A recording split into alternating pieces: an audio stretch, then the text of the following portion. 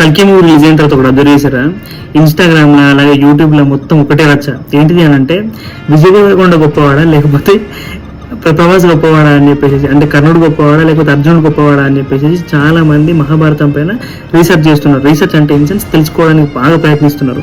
Technology availability అనేది వాళ్ళకి ఇంకా ఈజీ అయిపోయింది. అంటే మనకి ఇప్పుడు ఫోన్లోనే మనం ఏదైనా మనం సెర్చ్ చేసుకొని తెలుసుకోవచ్చు కాబట్టి వాళ్ళకి నచ్చిన ఇన్ఫర్మేషన్ వాళ్ళు సెర్చ్ చేస్తున్నారు, తెలుసుకుంటున్నారు. అంటే చాట్ జీపీటీ కానీ లేకపోతే గూగుల్ సెర్చ్ కానీ లేకపోతే యూట్యూబ్ కానీ ఇలాంటి సెర్చ్ మీడియంస్ మనకు ఉండేసరికి వాళ్ళకి ఏంటి అంటే నాలెడ్జ్ యాక్సెస్ అనేది ఎక్కువైపోయింది అన్నట్టు. ఇలా వీళ్ళందరూ వీటన్నిటిపైన ఇన్డెప్త్గా నేర్చుకుంటూ వీటిపైన డిబేట్స్ పెట్టుకుంటున్నారు. కమెంట్ సెక్షన్స్లో అయితే ఒక్కొక్కరు అసలు మా ప్రభాస్ గొప్పవాడు అంటే మా విజయ్ దేవరకొండ గొప్పవాడు అని చెప్పేసి కమెంట్లు పెట్టేసుకుంటూ వెళ్తారు. కల్కి మూవీ రావడం వల్ల ఒక మంచి జరిగింది అని చెప్పేసి అనుకోవాలి. ఎందుకంటే చాలా మందికి ఎవరికైతే పురాణాలు తెలియవో వాళ్ళు మళ్ళీ ఇప్పుడు ఆ పురాణాలు తెలుసుకోవడం కోసం అని చెప్పేసి బాగా ట్రై చేస్తున్నారు. అలాగే యాక్చువల్లీ ఇప్పుడు కల్కి మూవీ ఏదైతుందో ఇది ఒక సినిమాటిక్ యూనివర్స్ గా తీసుకుంటూ అలాగే 8 పార్ట్స్ గా తీస్తా అని చెప్పేసి